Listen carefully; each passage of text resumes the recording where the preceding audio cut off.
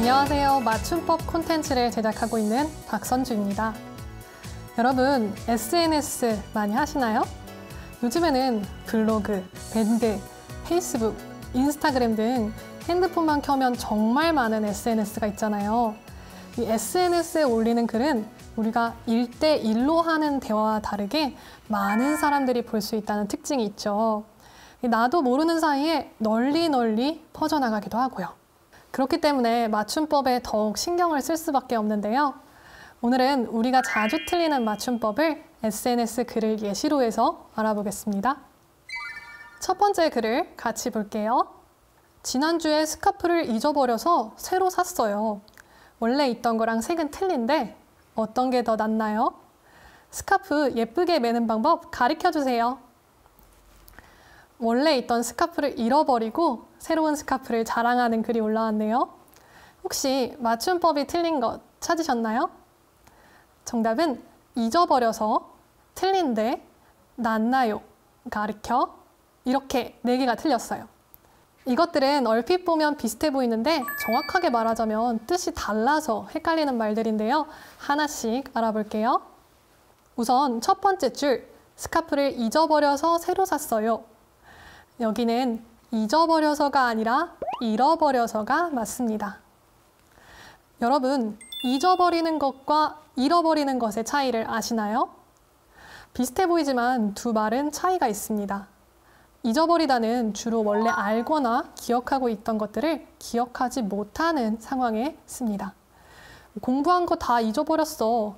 약속을 까맣게 잊어버렸어. 처럼 무엇인가를 까먹었을 때 잊어버리다를 쓰는 거죠.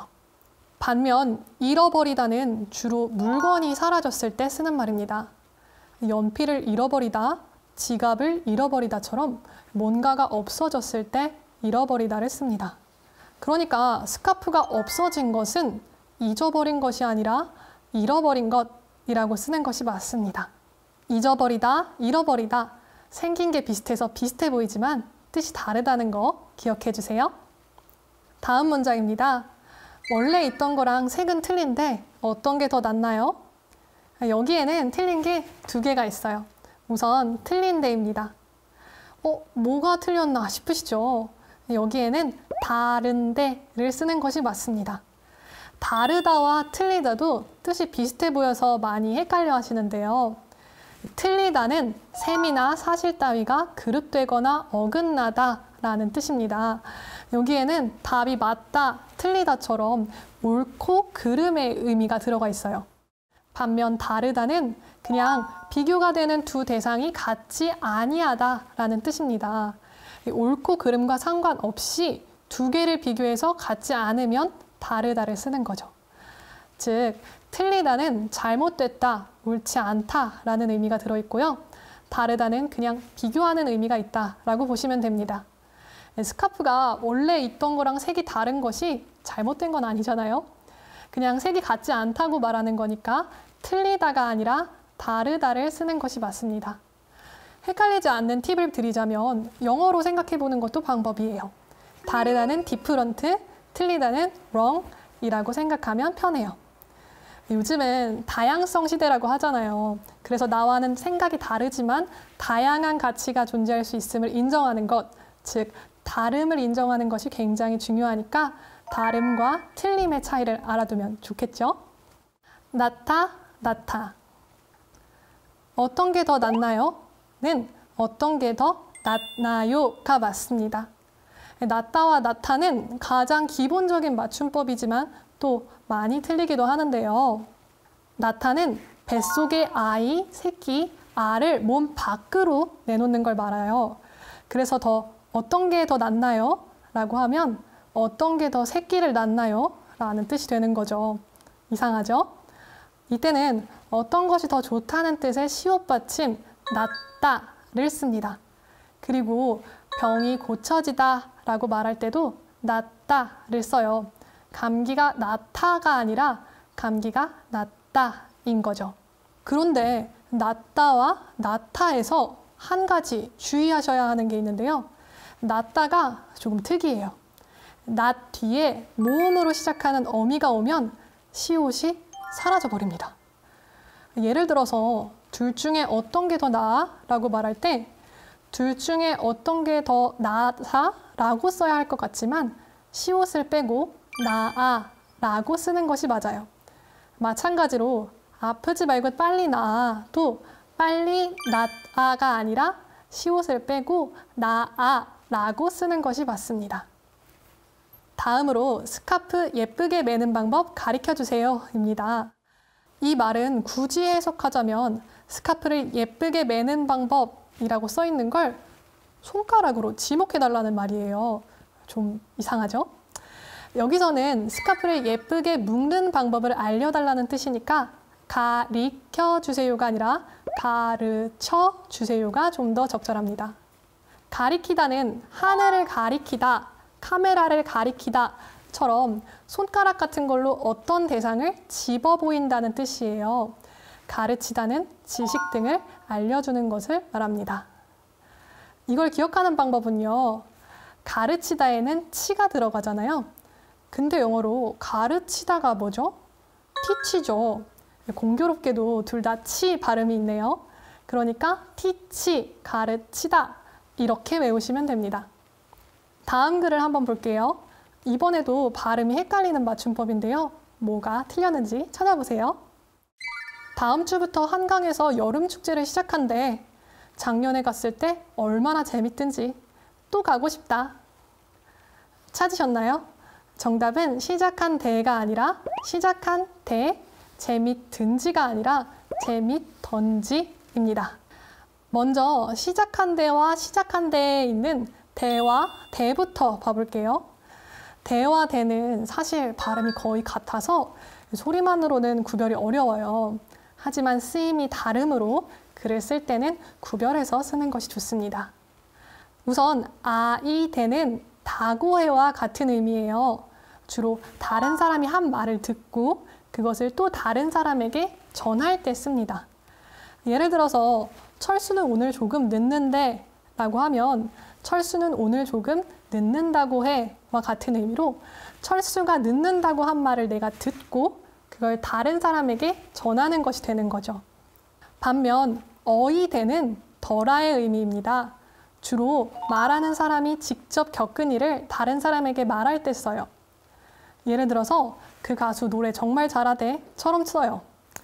내가 가수의 노래를 듣고 다른 사람에게 말해주는 거죠. 이거는 그 가수 노래 정말 잘하더라와 뜻이 같습니다.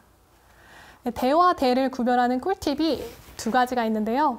하나는 다고해와 덜아를 넣어보는 것입니다. 제가 아이대는 다고해의 뜻이고 어이대는 덜아의 뜻이라고 했잖아요. 그래서 다고해를 넣어서 말이 되면 아이대, 덜아를 넣어서 말이 되면 어이대를 쓰시면 됩니다. 또 하나의 꿀팁은 대와 대의 모양을 생각하는 거예요. 아이대에는 마치 사람과 사람 사이에서 말이 옮겨지는 모양이고 어이대에는 다른 사람을 두고 혼자서 말하는 모양이라고 생각해 보세요. 아이대가 다른 사람이 한 말을 전하는 말이고 어이대는 본인의 경험을 전하는 말이라는 점을 애와 애의 모양에 대입하면 기억하기 쉬울 거예요. 아니 이렇게 쉬운데 사람들이 왜 대와 대를 그렇게 헷갈려 했나? 라는 생각이 드실 수 있는데요. 사실 여러분 대와 대는 그렇게 만만하지가 않습니다. 다음 예를 한번 봐볼게요. 뭐가 맞을까요? 믿는 대로 될 거야. 한번 대와 대 자리에 다고해와 덜아를 넣어보시겠어요? 믿는 다고해로 될 거야. 믿는 덜아로 될 거야. 좀 이상하죠? 그 이유는 여기에 있는 대는 방금 설명한 다고해, 덜아가 아니라 다른 말이기 때문이에요. 이때는 그냥 대가 아니라 대로인데요. 대로는 믿는 대로 될 거야, 본대로 말해 처럼 어떤 모양이나 상태와 같이라는 뜻이에요. 이때는 어이대로가 아니라 아이대로를 씁니다. 이런 예를 몇 가지 더 들어볼게요. 이거는 둘 중에 뭐가 맞을까요? 멋진 대로 데려가 줄게. 정답은 어이대로입니다. 방금 이 대로가 맞다고 했는데 이상하죠? 하지만 이때의 대는 또 달라요. 이때의 대는 것, 곧, 경우를 의미하는 대입니다. 어디 찔리는 데 있어? 갈 데 있어? 이렇게 쓰여요. 만약 대에 것, 곧, 경우를 넣었을 때 말이 되면 대를 쓰시면 됩니다. 한 가지만 더 볼게요. 이건 둘 중에 뭐가 맞을까요? 일찍 오려고 했는데 늦었어. 정답은 했는데 대입니다. 이때의 대는 정확히 말하면 니은 대로 앞에 있는 니은 받침이랑 세트예요. 이 니은 대는 일찍 오려고 했는데 늦었어 처럼 앞의 상황과 뒤의 상황이 다른 경우에 씁니다. 살 빼려고 했는데 많이 먹었어.